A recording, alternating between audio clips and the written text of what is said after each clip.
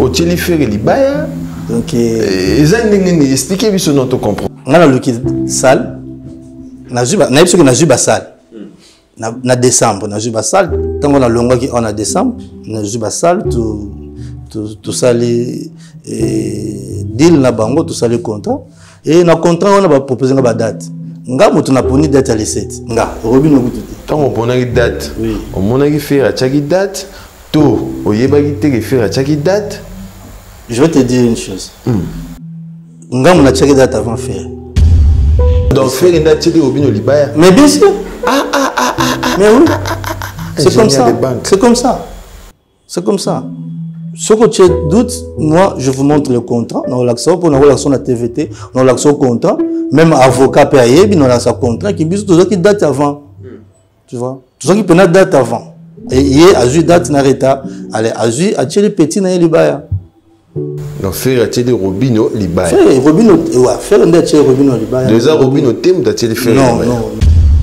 Pas eux, nous besoin de ça la wingate. Tu besoin de ça la musicien là. Comme ça la musicien belé au monde. On appelle ça makambo. Bah ok c'est belé forme la mise na nganga na sala. Mais si vous battez belé pe balobi ah mascotte na faire ne simba souté.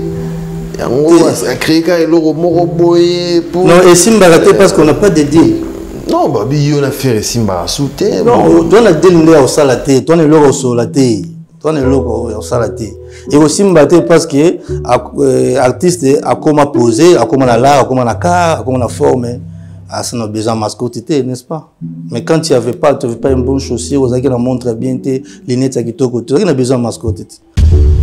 Na uta au mona ça qui intervient mon robot. Les journalistes a tuni, yo côté mais caractère la tenderne. Oh, je mutingi pour na PC mbote à Zara na Luxembourg.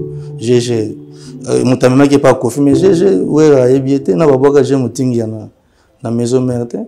Kofi a luka qui ndenga po a kende caractère la tête. C'est juste ce que je la vérité. Par la vérité, c'est un parcours, non? La vérité, c'est mon frère, on n'a pas en contact, on a une bonne relation, on a même un pas Kofi Olomide. Il y a un contrat, c'est tout. Pourquoi mentir? Là où il n'y a pas à mentir, ça veut dire que c'est la vérité.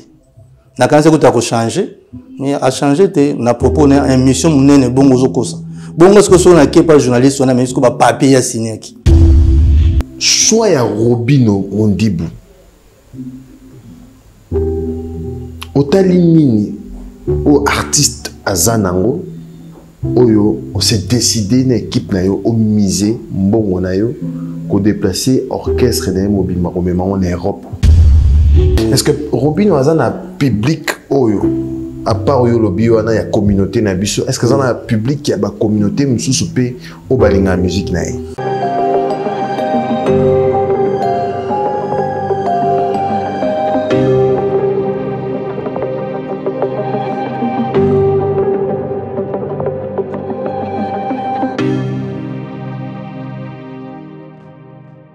Bonjour fidèles amis téléspectateurs et bienvenue dans votre émission Agenda Cultura. Merci à vous mesdames et messieurs de nous choisir pour vous informer. Merci pour la confiance et la fidélité que vous accordez à cette émission. Merci à mon équipe à la réalisation de cette émission. Je suis avec Fabrice Ebengo Fabrice. Merci à Yagindo Mbele, Gianni Kodia, MC Riga, Mazemba les notables, Carlos Elikia, équipe Otozana Bango dans cette émission Agenda Cultura. Voilà, rapidement l'actualité musicale, fidèle amis téléspectateurs, comme vous savez, l'artiste musicien congolais Ferregola Jésus-Dénions Nika Bolonina en concert le samedi 7 juin à ING Arena avec son groupe Jet Set. Donc un rendez-vous à ne pas manquer avec Papa Hervé Ferregola Jésus-Dénions. De son côté, l'artiste musicien congolais Kofi Olomide, le Quadra Koraman, comme vous savez, l'homme de Hippodrome. Hippodrome, c'est pour le 19 juillet de cette année avec son groupe Quartier Latin International, le 19 juillet à 17h, Bozoba billet, Bozoba place, un rendez-vous à ne pas manquer avec Kofi Olomide. L'artiste musicien congolais Héritier Watanabe en concert le 23 mars de cette année à l'espace Sarkozy de Papa Fololo. Un rendez-vous à ne pas manquer avec Héritier Watanabe de l'autre côté des Poivres Noirs à Kolwezi. Et le 24 mai, l'artiste musicien il va se produire avec son groupe Team Wata. Nous sommes à Dôme de Paris avec Héritier Watanabe. Et on va également parler de l'artiste musicien congolais Robino Modibo Papa Chic, fidèle ami téléspectateur, comme vous savez, l'artiste musicien en concert le 7 juin de cette année. Nous sommes au théâtre de gymnase Maribel, un rendez-vous à ne pas manquer sur ces plateaux. Le producteur de l'artiste Robino Modibo, il s'appelle Gauthier Mascotte, à qui je dis bonjour et bienvenue dans cette émission. Bonjour Gloria Kina, merci beaucoup mon frère, merci beaucoup, ravi de vous voir encore. Plaisir, il y a trop mon œuvre. Voilà, merci beaucoup Gauthier Mascotte. On a habité aux Aïki Namboka, au Bimaki. Notre programme de Beneto Oyebate. Nazam tu na voyagé trop hein. Donc nazaboué nazaki na nazaki moi ba catastrophe moi salaki na Los Angeles tant moi beta ki zikaki. Si j'étais quelque part là-bas. Tu n'as pas zamba nezo banda kozo zika parce que j'avais un ami azaki na ndako kuna. Et puis avant Nazar résident à Londres, on était obligé d'aller là-bas voir si on peut faire sortir quelque chose mais Azaki dégâts. Et puis après on a Kendaki Genève, on a Kendaki Vienne, côté la grand frère nanga Norbert, le Libanais, on a PC Mbote. Et puis après on a Kendaki comment on a Kendaki sous Mbokani. Je suis parti dans Luxembourg, après on a zongué Londres et puis maintenant Kinshasa. Oui, Kinshasa, voilà. Merci beaucoup, bon retour au pays. Merci. C'est vrai que aux amotos au Bimara Pambate, au Kendara Pambate, au Kotara Pambate. Sur ces plateaux, au Yepsaginga que Glody, cette année 2025, c'est une année aux zonga na Moussala Penza. Aux zongi na Moussala, Batubalobi aussi là. Côté mascotte à quoi ya ouais razoa bon nyonso. Mais au yena date le 7 juin avec Robino Modibo théâtre de gymnase. Miracle nyosali. Miracle c'est simple. Nazu ka mbongo nazali nango na kie na zu les salles na fouti et puis ndule na pesi batu date parce que tant na local salaire na décembre. Na décembre c'est depuis décembre que na yepsaki que na reproduire. Et puis, on a Luki Sal, et puis on a eu Bassal, Sal Tembe Bassal, et Sal Alboso Toyito Bandanango, théâtre de gymnase. Pourquoi? Tout pour nous, parce qu'il n'a jamais joué dans le territoire européen, territoire français. Alors, Bassal Moussou, tu as la capacité dans moi, trop l'écolo, tu commences au petit pour qu'il y ait l'écolo. Le choix de l'artiste. Il faut le dire, aux la maison de production Lennox Prod, ils ont produit d'artistes. Avant le choix de l'artiste, nous avons un Mukesima, artiste ni Yasuka oyo produisa na Lennox. Ils ont cabossé jusqu'au cabossé. Comme concert ou comme concert non, concert. Non, c'était Ouera à Londres. C'est qui Ouera à Londres. Aussi combien des années déjà? Non, là. Ouera au moins tant qu'à faire combattre ici. Donc tout Kendaki na concert Ouera bête à Londres, ceux qui tu te rappelles bien. Je me rappelle. Voilà. Zaki producteur full time, Zaki coproducteur parce que producteur Zaki Justin et qui ça le Justin Zwaki. La salle a été refusée qui Abeta ba combattant Banela qui salle 3 fois et j'étais obligé de reloquer les places pour ça la répétition. Na salle il y a moi na ya pauvre comme on est nani Madilou, oui. Donc moi on est à Londres, PC Mbote, à la salle bien pour passer la répétition musique. Tu louais ça, toujours une salle à concert et puis voilà comme ça était joué. Mais quand même Lennox Prod ils ont produit d'artistes nyonso na monde. Les artistes nini ont marqué maison na yo. Exemple côté bazo na kolo ba mibale. Par exemple. Weranson. Non, Misato. Weranson, c'est Marie, na Awilo Longomba. Ah ouais. Oui, 3. On a un bateau yo produit. On a produit ça, on a un peu mbongo belé, on peut basonganga peut comme un peu na famille donc tout mutuno à se retrouver. Mais bamsou ezaka oui, on a produit mais vous sentez que moi aux mbongo mais vous en a bonne attente. Mais quand même critères ni aux artistes. Sur quel critère hein? Parce que le Nox c'est sa maison de production il y a mon il faut le dire. Maintenant sur quel critère aux artistes pour produire artiste? Bon, ngai na sala kango na critère T. Artiste monsieur ça par chance. Chance na. Par chance. Oui. Artiste monsieur ça chance. Mascotte. Comme sous par chance oui oui. Mais pour production ils la caté que nana yebi que mon frère le grand caméraman Fabrice Ebeng akoye Mbappé. Mais azangane muta koptia mbongo na studio pour ayemba. Peut-être azab muta art. T'es même bon on peut le retrater. Parce que musique et la production ils ont que au mbongo d'abord au tala lobby salande. So pesi na ngote. Nzambe esimbi na ngote totika. Boutique. Bato ça les pesa te simbate ono bimsambongo ezabana. Parce que belé wana ko teleki ko tata nombre ya 5 ans. Ya suka ezaki nani? Belé. Ya suka. En tout cas c'est belé tout ça ba Changu comme nani Papa Bunia tout ça na ba Kevin Pop tout ça na ba CRDS Mokangi Ser Kimia pas comment ba Nzambe tout ça na ba parce que belé déjà ba bateau ba 10 ba 20 ba 50 on a des blaiseaux ba kunga tout ça au pesa bena mbongo esimbate.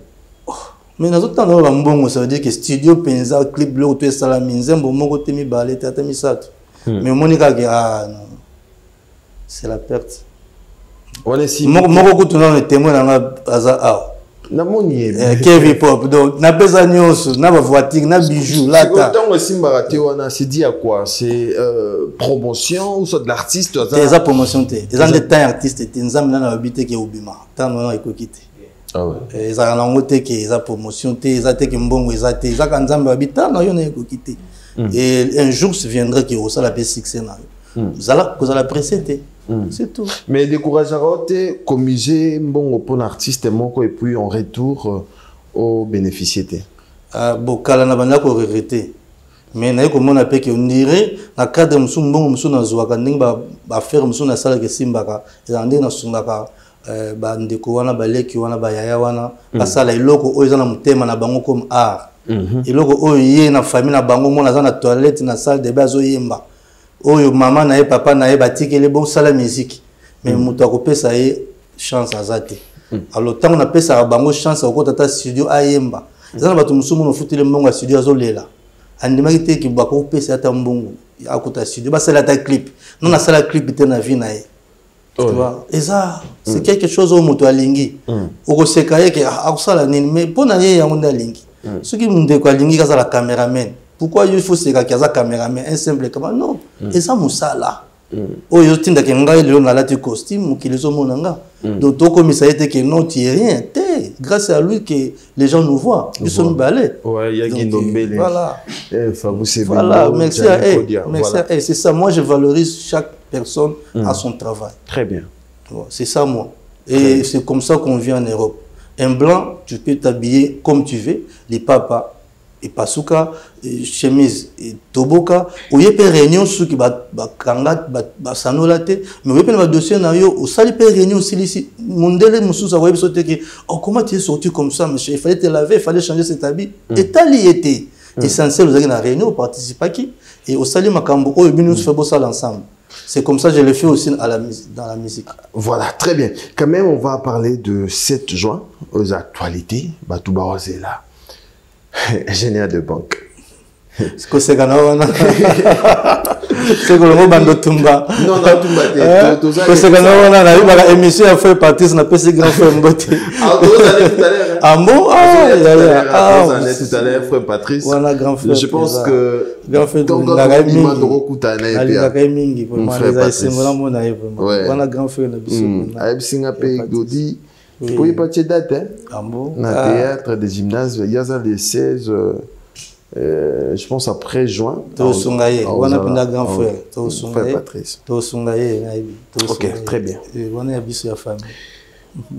Bah, musicien basé Belé. Oh, les lots, bah, bétara déjà en Europe. Oh, on voit, bah, tchara date, tout. Choix ya Robino, on dit bou. Otali nini, o artiste azanango, oyo, on s'est décidé, une équipe na yo, o misé, mbongo na yo, qu'on déplacer orchestre na yo, mobimba, en Europe. Parce que c'est pas facile. Tout le monde a comment les gens souffrent pour nous remettre la production na poto et puis qu'on soit salle na poto, c'est pas facile. Oui. D'abord, qu'on soit salle na poto, il faut un nom. Il faut la mikanda, il y a production. Il faut assurance, maladie, assurance, il y a moto, il y a éboulement, fait, tout. Et il faut au foot à droit et belé.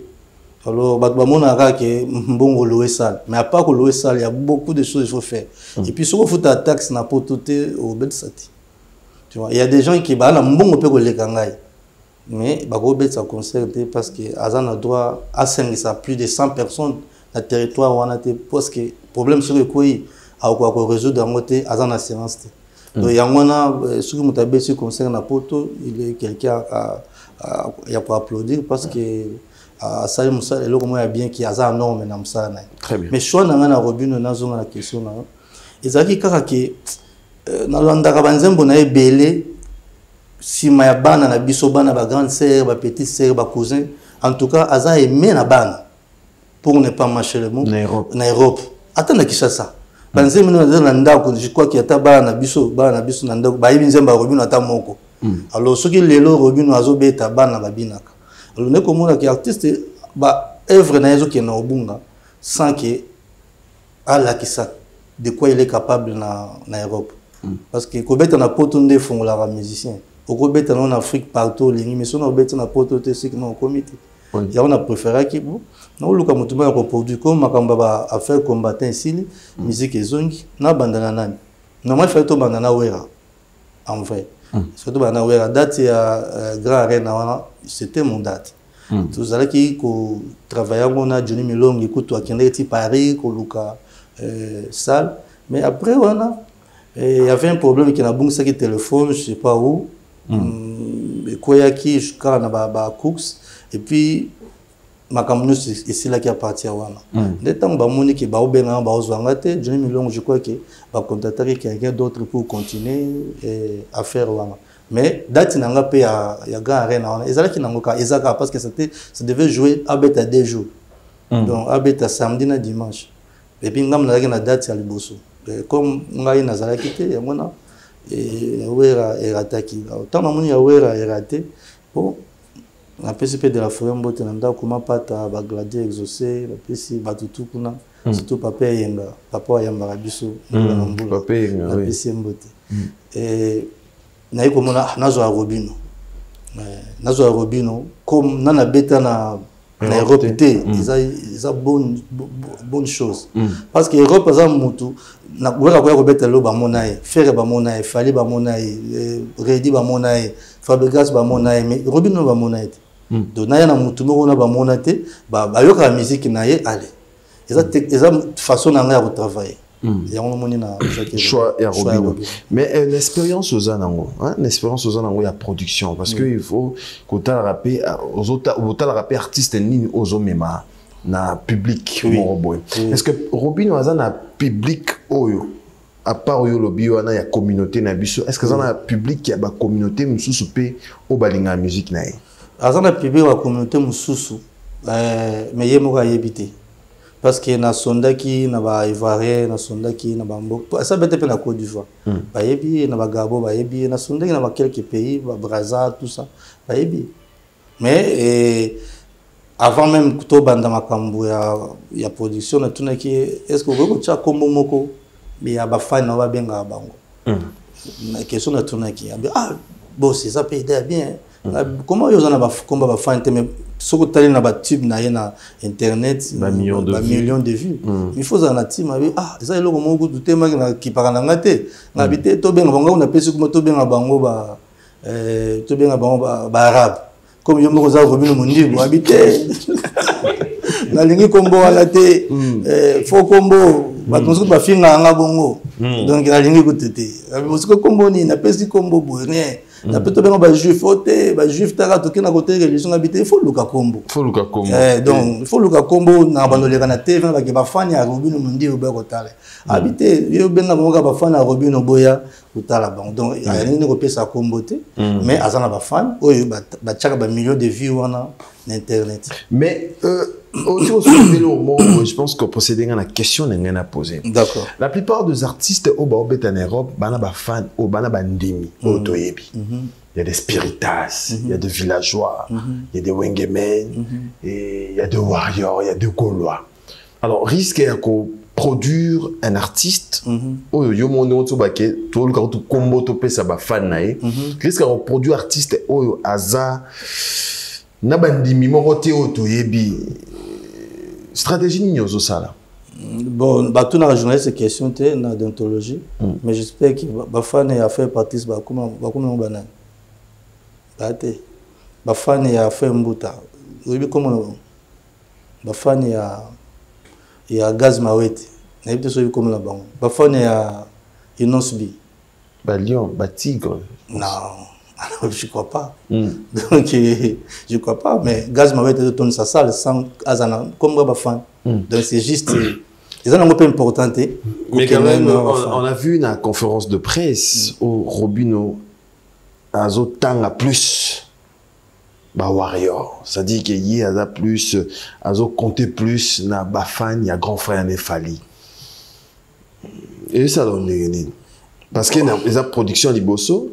Yo zape na besoin au récupérer au bénéficier na oyo bimisi Robino l'artiste a s'accrocher pe na ba fan ya grand frère Nefali ba warrior m'impressionne les amis pendant nga eza moi étant toujours dans la conférence de presse quand je parle ça n'engage que moi mais je on a tout cela qui est le côté que yo ko loba boy ngana loba boy non mutu no zaki libre ya loba ya na mami lela na nati lokole parce qu'il libre loba ya bango ya lobi ke ba wario ba ko soutenir aza wario mais eza sentiment na mais j'espère pas que ka ba wario ba ko ya kuna bata wenge musique pe bazali ba banzoi ba clan wenge zali ba kofifi ba kofiette pe bazali ya vena biso mo pao ko folo midi ba ko ya pe donc c'est juste Koloba Bongo, Torobo été, Bawayo sur Bawoya, en tout cas, Baza welcome, soyez les bienvenus, vous sont abattiqués. Sope, Bata Wenge, Pe Bakoya, pour Azapé Mona Wenge. L'eau Batozo Bossana, Ayé Mazo qui est trop warrior, mais Azap Penza Wenge. Azap maison mère. Azap maison mère. Mais les solos à date. Parce que la langue artiste est très bien. Abi, date où on a été Pesami. Azak informé avec mon nom après na ba affiche au salon esprit et au même jour avec Ferré mais belle question non oui parce que Ferré go le 7 juin na UNG Arena et Robino le 7 juin na théâtre de gymnase Maribel Gauthier mascotte donc au moni Robino ni on se trouve à Zomona na micho aibine lote ngam no kondir mutuka o tilifere libaya donc ni expliquer biso non to comprendre bon na comment dire eza ngana luki salle na juba na biso na juba salle na décembre na juba salle tango na longa ki on a décembre na juba salle tout sali deal na bango tout sali contrat et na contrat on a proposé na date nga mutu na poni date à les 7 nga Robino kututi tant on pona date oui on mona ki faire à chaque date to oyeba ki te faire à chaque date je vais te dire une chose nga mona chaque date avant faire nga pour nga za histoire à décembre nga na chaque date avant faire les 7 jours qui ils en a ba contrat na biso ya gloire na relaxa ils en a contrat na biso signé en mois de décembre. Contraint à Salouana. Mois de décembre, c'était le 18, le 20, avant que Noël. Nenga na kenda ki Paris na moni basal, après na ju contrat na pesi bango mbongo ya sal. Nenga zalaka na futi mbongo ba pesi un peu contrat na signé, na tini pe artiste a signé. Même yé moko za conscient que date wana biso tozwa ki avant. Alors, qu'est-ce qui se passe? Oh, bazo comprendre te. Biso tozui date na biso tochi. Date on a to bombi. Tant tozui date na décembre to bombi date le 7 juin. Monika neto solo la kana yo robina obeta mais tochi date le 7 juin. Ba massa pe po yeba kene toza boyena toza tout entouré na ba musicien, ba journaliste ba zana ba tout tendance hein. Habité en tout cas na rocha date ya robina le 7 juin et puis ndenge za boyena date wana na ko annoncer ngo sikote na kozala 3 mois avant date. Il y a le 7, il y a le 6 juin, le 7 juin ndena annoncé. Yepé mbalamongo batu musu bayoki mais na annonce kité. Donc c'est là où tout est commencé. Je te dis franc à la télévision. C'est là où tout est commencé. Oh, ngai na biki non, au moins soto na si robino, soto bandi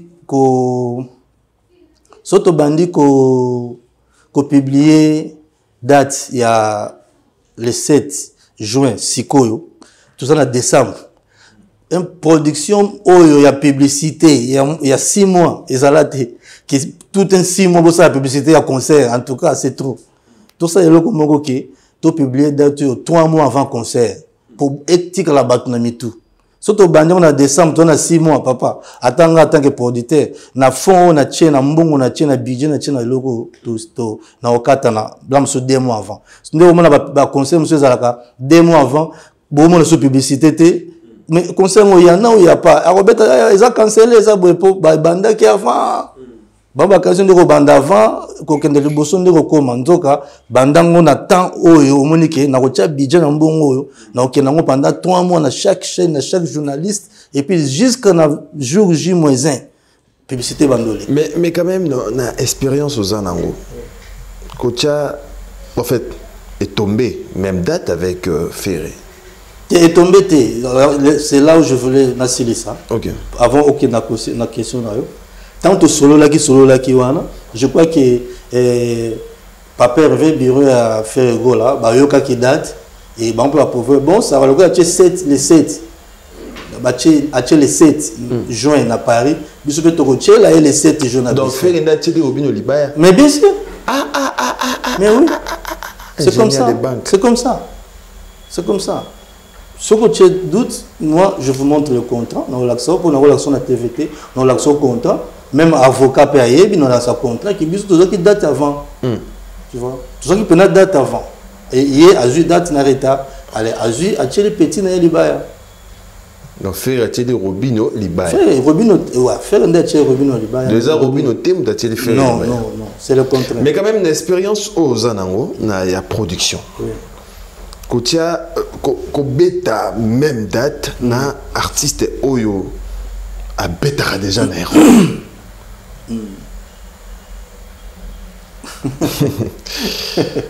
yebisanga souri na wana bimisi ouais musala nini ya makasi za oyo personnellement en tant que producteur il faut ça là pour la réussite totale ya production oyo parce que c'est pas facile na misera mbongo na misera mbongo nanga ba oyo ngam na biso to sala ba wengeti to biso to sala musicien nga comme na sala musicien belé au mona na pesa makambo ba okese belé forme na misu nanga ngam na sala nga donc ils ont dit au sali plateau attends journaliste muso aye a tient placement nini c'est mon plateau ah ça na mais siko ba to belé pe balobi ah mascotte na faire ne simba souté yango a créé ka eloko moko boye pour non et simba raté parce qu'on n'a pas de deal non babi on a fait simba souté non on a deal ndé au salaté ton eloko au salaté ton eloko au salaté et aussi mbaté parce que artiste a comment poser a comment la comment la car comment la forme à son besoin mascottité n'est-ce pas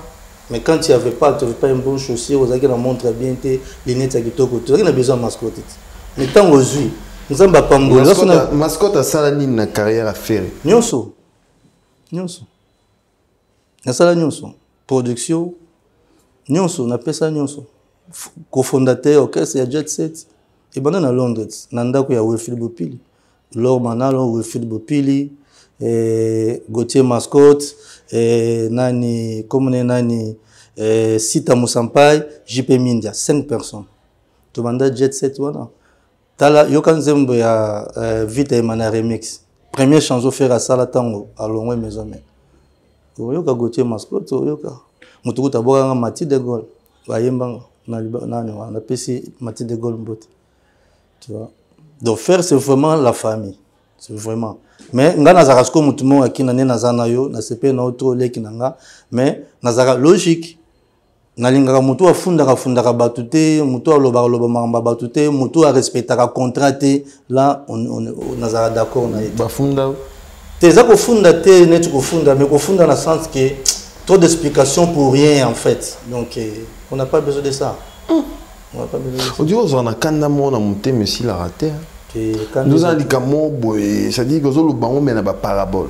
Non, pour tout le monde qui est au salon pour faire. On a le but que tout ça là jet set, tout produira et en plus les colonnes en haut les sous. Na uta umona ça qui interview mon robot. Les journalistes a tuni yo kota ki caractère la tendene. Oh, je mutingi pour na PC mbote azaka na Luxembourg. GG. Mutamema qui pas confirmé GG ouais yebiete na babaka je mutingi na na maison mère Kofi aluka ki ndenga po akende quartier la te ngam na memaye c'est juste ce que la vérité par la vérité ça parcours non la vérité c'est mon frère on n'a pas en contact on a bonne relation te muto amemanga et pas ya Kofi Olomide ngayem ta signé sans contrat c'est tout. Pourquoi mentir là où il y a pas à mentir? Ça veut dire que à la vérité na quand c'est que tu as changé mais à changer na proposer une mission munene bongo zokosa bongo ce que so na pas journaliste on a mais ce que ba papier a signé que voilà c'est moi qui ai ça c'est moi qui ai ça pour nazana alors le baso gote ma sale mabe il y a un temps à côté na 2000 combien 2007 2006 na quartier latin tant qu'on fait personne bon même le vieux me regarde vieux Kofi ayebi c'est mon grand frère ayebi ki ngam na même faire na quartier latin. Pour tout cela, même temps que faire à boire ça là, clip il y a insecticide. Que faire bien, au moins nous tournons là qui nga vraiment, na clip à boire, mon on a besoin qui vraiment yonde na Hollande. Pourquoi bien na kinga? C'était pas moi qui a en a même. Mais ils en ont le passé, vie musicale les arabes, bis on tourne à batu ba yeda ba gote mascotte. Mouton soka yeda qui gote mascotte, après c'est nga chaussure, akabela nga chemise. Na milieu musique, ni regrettera. Ingratitude. Ingratitude. Quand on a des bafs, c'est comme si ça abîme la tête. C'est vérité. Nini baf, la musique. On baf, on installe sauf s'il y a un concert, il y a une répétition. C'est comme si ça abîme la tête. Et puis ça met tout. Et banane. Il y a un musicien. Il y a un musicien. Parce que Baza Batoune, tu y en as gâté. Baza Batoune, tu y en as gâté. Toko sur le direct makamu to sola ki so ko tuninga na oyeba open na tuninga auto sola na tuninga oyeba mais ba on oyeba te est-ce que muta bongo sigo to le bandi donc c'est ça les amants dans le monde na bango je sais pas comment ça se passe dans leur tête mais on vit avec hein. On n'a pas le choix. Mais quand même le choix des invités et les choix artistes ou yopé ou ça les choix. On a pas ça qui choix. On a pas ça qui choix. Oui. Quand à Bosanie va msusu ya Brazzaville Makalba à Bosanie to Bosanie ko tanga kombo na ils a qui choix nanga. Des artistes à Brazzaville Bazali na moko ya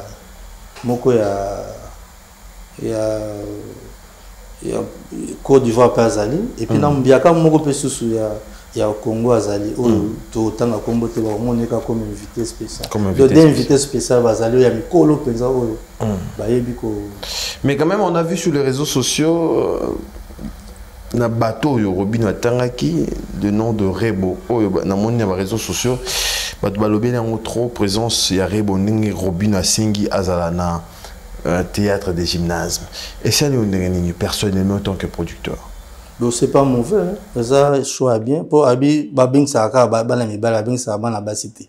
Donc, cette fois-ci, il n'y a pas ça la différence. Abeng Saka, na basi, Abeng Saka, moi, si, na concert, parce que, n'engue sa bongo, ceux qui m'ont la moitié, a apporté quelque chose, parce que Rebo a zappé, a banzem va bien, a bêta musique bien.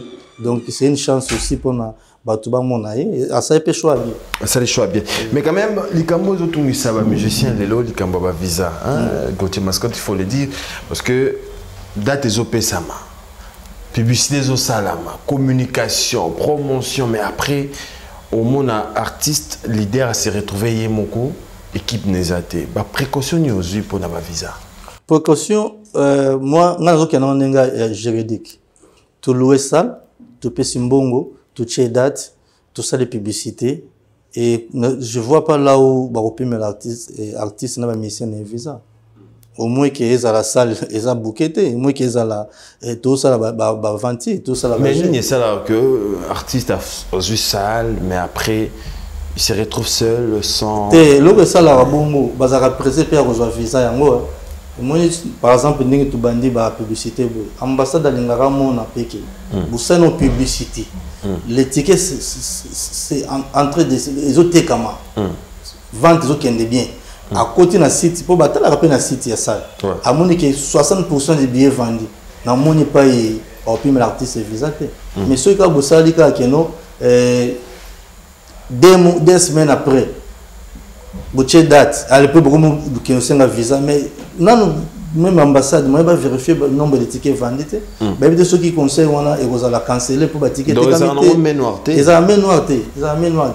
Ça peut exister mais noir wana et ya kandeka okuta na yo mo michaki mais noir yo moko mais noir plus noir ça les gars noir allez bouquer la ngobo noir plus noir. Alors mais quand même délégation à combien de personnes aux estimés bazalana rendez-vous parce que il faut le dire to yamba artiste mais l'autre chanson yamba producteur ou même artiste. Délégation au PC artiste combien de personnes? Artiste na PC kaka 15 personnes. Je pense qu'il y a 15 personnes pour ne pas exagérer. Ceux qui est exagéré, ils ont la 20, pas plus. Mais j'espère que dans le groupe Naé, il y a 20 artistes, 20 musiciens. Parce que l'attaque nombre là-bas, on n'a même pas 20. Donc, on a ceux qui ming, plus bureau, 20. Pour moi, quelques maîtres, moi, quelques bateaux, tout ça. Donc 20. 20 personnes. Dans la maison, on a appelé un bateau. Dans 3-4 personnes. Comme journaliste, un journaliste n'est ok, mais un artiste. C'est comme je suis en salle qui a la conférence de presse. Je suis en ce qui n'est pas aidé, je suis en bateau, je évité, mais je suis en salle qui chante. Je suis donc,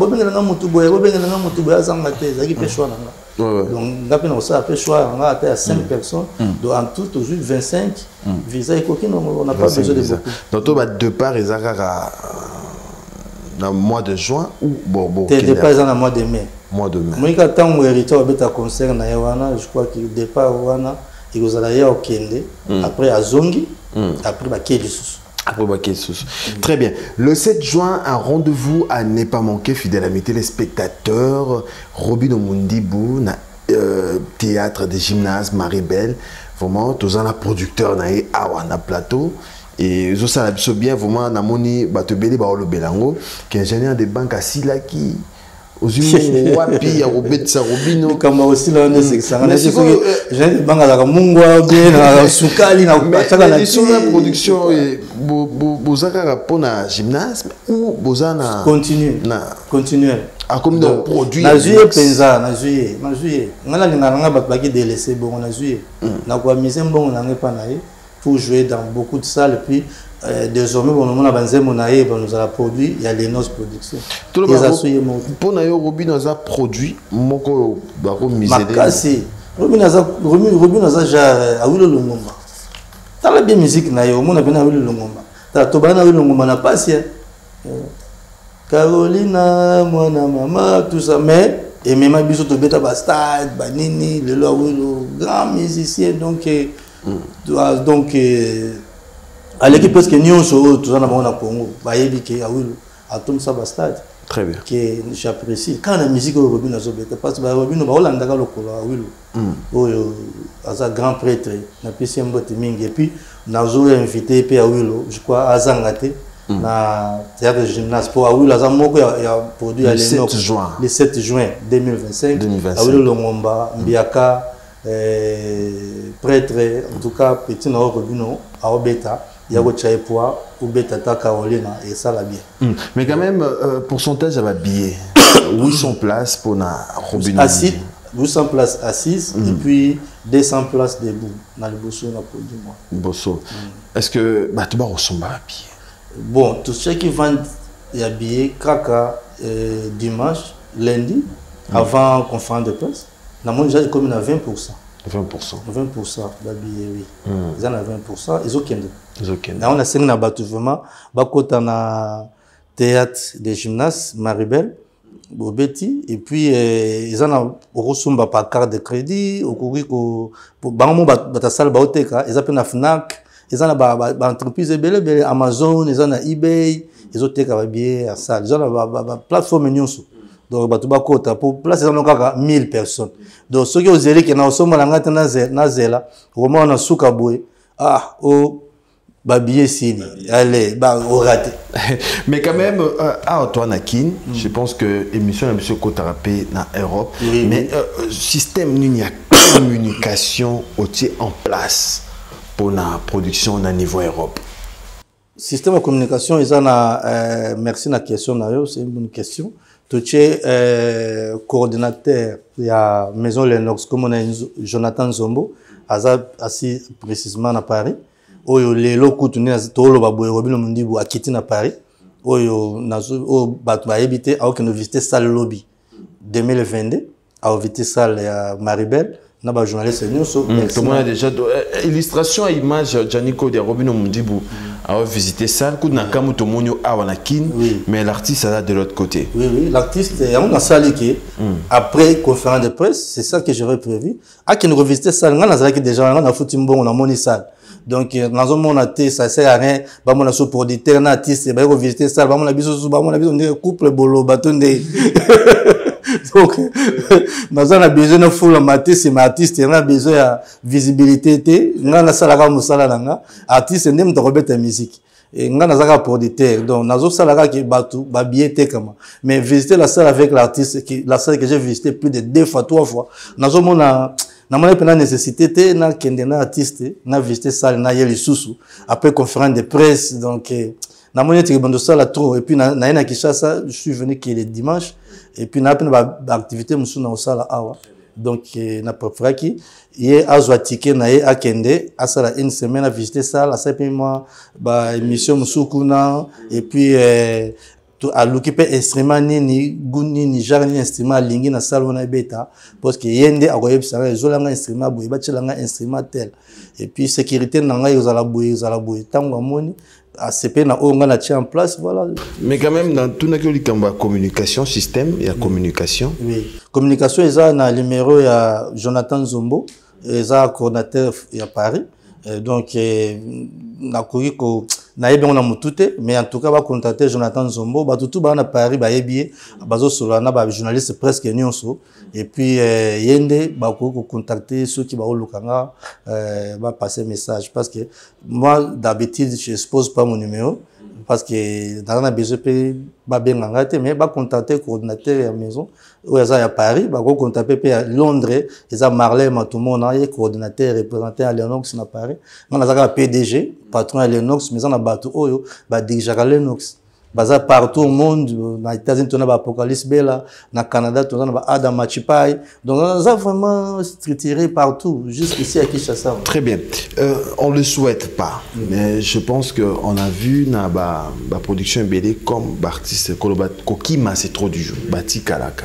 garantie ni Robino Mundibu apesio pour na artiste oyo azomema garantie Robino Mundibu apesinga yema zotala abivie tant nazo pona bato na liste na chap tala boy ta face de ta face wala do asekisa kinga fait habita face nzembo wala kanga mona abivie na calculer pena ke producteur moto ya okima oya ozonga te à côté oya ozonga ngabi oye bandela habité na yibiki oya zaka shosho osoka Monica Tour Raphaël donc le lendemain tout le monde a été à okima donc bangondo na ozwate ngabi a osali bien c'est un bon choix mais qu'est-ce que il y a ezana garantie mo artiste ba pesa rabino ba producteur non il y a pas de garantie hein garantie ça kuna na poto tout ça le système toujours bangonda ko mo eza bien assuré bien rassuré que avant babima il faut sécurité à la porte à Obimago tout est il y a pas au système sauter mur sauter pour faire fenêtre donc ba musicien Robino Barozala bien sécurisé Donc, à hôtel, attends de côté. Azate. Mais il n'y a pas tant ça. Bah, autant la bango. Bah, autant la bango. Mais ça, bien avant Bima. Quand le temps, on a pas c'est sérieux, on a pas qui maté. On va mettre traité, bah, policier. Bossa qui maté, toi, n'est maïlé. Bah, dire merci. Musicien, nous sommes Robina et Baké. Bah, on tient les mettre na porte. Mettre na porte. Alors, Bima, tu veux aller acheter des choses, bon, toqué. Ok, naït. Moi, on se met bloc, on ne va pas mettre. T'as tout ça depuis Kala. C'est tout na wenge. C'est tout na wenge. C'est tout na wenge. Na maison même. Na ebisi on appelle si Rojano Abara Nombote. Deux fois te so batilika Rojani na porte. Musicien olela vieux. Donc ninga botomela ta shimbo kiti. Et obimate. Ti bosi sa mamuna bino yo robeta musique. Bon ndeko na yo so nga mono ki akino talo na ki. Mais bah, ça va prisonnier, mais ils seront sécurisés comme ça. C'est Gauthier Mascotte sur ce plateau, fidèles amis téléspectateurs. Un rendez-vous pour le 7 juin, hein, aux Arana Bruxelles, aux Arana Paris, aux Arana Londres, aux Arana États-Unis, aux Arana partout dans le monde. J'aurai déjà billets. Rendez-vous à le 7 na Robino Mundi Bouto Yoka, chiffre 9, Mobimba. Toraba misuna misu toraba chana nuboye banzema ki toko artiste a pesa biso obo sepela nango a rozala wana na ba Freddy Mbolongo Mobimba kipne Mobimba ba rozala wana surtout papa les Bumba aux l'effort abina ye penza en tout cas star mais sikoyo bampia ko yaka na ba concert Chiboye botali nyonso mais piaka perte bokabolara na artiste to ezana mutu na perte mutu nanga bo artiste vocabula nini ya le logo pesanga te kasi on telo ba la bango eloti ba batu mais un artiste avec un producteur c'est le producteur qui est le patron c'est comme la compagnie directeur à compagnie azali directeur au mokolo compagnie tout ça a azali o ya za patron OK ceux qui le caméra et bukani mwinde bukani il va payer azali na mususu oyo ye ata bukani tous les gens au somba. Donc c'est ça la musique. C'est comme ça. Donc ceux qui s'invitent, on m'attend à la Karakena. Il y a un moment la bagarre qui m'a appelé un peu ma conseil. Je pense qu'avec Robino et non, il y a la bonne montée. Il y a un moment ensemble. 1000 places pesa mouké. Na ba vu à bêta na ndé na zo mona zo kende 1000 places petit. Donc beaucoup double P. Ba salle muso ezali. Après gymnase, besoin ba salle. Et si tu coûtes na fouti mbongo. Pour Robino. Oui. Au moins que nous avons mis ce contacté on a sepelé naïe na bon pour mon père Robin a évité quand je pas peut-être à l'émission a évité quand on a deux salles aux autres là après gymnaste avec quel esprit Robino ba concert non mais les maisons de production c'est juste ça sur aux gens monte mo ko miser mbongo pour naïe miser très bien parce que fouti c'est mon anga. Oui. Non, c'est pas la fort. T'as la calcul, il y a 50, bon, moi, on a tout le temps gâté. Tu vas billet 21 €, 39 €, 49 €, 50 €, et puis il y a 80 € à vie et puis ça. Donc, il y a gloire, il y a producteur, et puis merci à l'artiste, à PCI. Il y a chance pour évoluer, pour évoluer sur son origine. Très bien, quand même, les artistes, moi, c'est depuis ingénieur de banque à Tikinga Boazo, il y a des jackpot. Jackpot. Astouane écoute. OK. Abi vraiment. Jackpot. Namona ina pesa tambote. Jackpot. Na PCP jackpot mbote. Az artiste tous en parler. Tous en parler. Omoni na sala ba kambo na ngaka apprécié mais il y aura aussi un temps qui à Kozwa. Il y a YP. Très bien. Et puis ils appellent la musupe ya bien qui sont na kaki le bosso na zon kaka bongo et puis merci. Merci beaucoup, ingénieur de banque. J'aimerais que tu aies la caméra. Oui. On s'adresser na bandeko tout au Baotalayo pour la date le 7 juin. Je pense que l'artiste a aussi la parnaye, il peut aussi la parnayo. Il peut aussi la batunayo au Baolandayo, vos activités nayo et za projet nayo. On lance un message, na ba sponsor, na ba partenaire msusu au Baro tchapé budget na bango pour la production au ta la caméra. Merci. Tout nous sommes besoin de soutenir concert la partenaire au Rangbaya, la publicité na bango na salle, la publicité na bango na site ya Maribé. ba numéro et repé sama aux AP a numéro affiché na ba poste de téléviseur toko cha yango na et puis en plus tona ba salle belé au tokobetisa donc so to bandi na bango awa ya ba ki ba sponsor to kena bango tout long il y a un projet à Maison Lennox. Attends, artiste comme Mundi Robino Mundi Bouté, mais na artiste msous. Très bien. Alors, bateau bas sont babillés na bango, babillés vente déjà ouvert, billetterie. Donc, au balinga la musique il y a bien, il y a des qu'on a bango congolais, frère na bango Robino Mundi Bou, sont babillés. En tout cas, salle. Bazo la kaka, ba mon ndenge ba congolais, ba soutenir artiste na bango. Et puis musique dans la frontière et ba école union so ba na BGP, ba la baya. Très bien. Et puis ba groupe union so ça ba gaulois, ba warrior, ba spiritas, ba villageois, boya eza musique ya faire na bino congolais. Bazo beta Bolanda Gauthier mascotte, moi je suis qu'un producteur, mais Bolanda musique ya Robino. Pour Galobi, na au changer na ki na pas artiste mususu. Mais so bo supporter artiste na binoté et rozala mawa na cadre que à moment la casa délaissé avec ba nze monyo so kitoko abimisa. Très bien. Et puis bo soutenir yété et ko blesser makasi. Et puis voilà, c'est tout ce que Très bien, très bien. Ba aussi na ba bien ingénieur de banque à la rêve sur matériel. Mais dans ce cas-là, oui, n'a pas matériel, mais il faut y quand je viens, n'a pas de valise belé, n'a pas de biloko na masuwa, na bateau, et yaka et on a zelaka, peut-être na tchèque na katia bateau, peut-être na tchèque na carton et fret. Donc donne-moi le temps, je suis encore là. Très bien. Pendant 25-30 jours. Donc, nous avons une émission juste pour 2 minutes. Il y a remettre matériel. Merci. Très bien. Non. Très bien. Je vais faire. Alors, quelques salutations au Kabouano, rapidement. Salutations, il n'y a pas beaucoup, mais merci à Bino Nyoso, Boya qui vraiment la conférence de presse. Boya qui était pour besoin bon, mais Boya qui vient na biso, ya na biso, kulutu azo produire artiste naie to qui nous soutenir ya Boya qui. Très bien. So na zakape bien na binoté, Boya té. Très bien. Donc merci na bino vraiment kotika ba famille ba na nda ko Boya.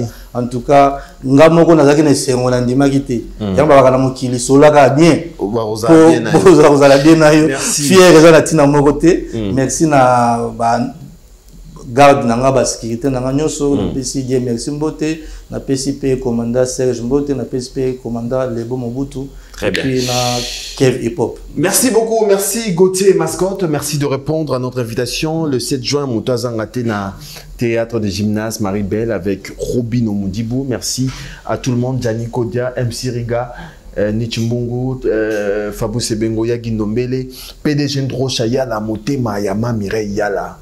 Flat Hotel chez Yala, l'avenue Oche numéro 22, Nabo Sanyote, Odilon Mampouya, le bâtonnier Coco Kayodi, Misamo, Bogartina Poche, mon vieux de cœur. Merci au télévision avec beaucoup d'attention. On se retrouve déjà prochainement pour un nouveau numéro de cette émission Agenda Culturel. Merci.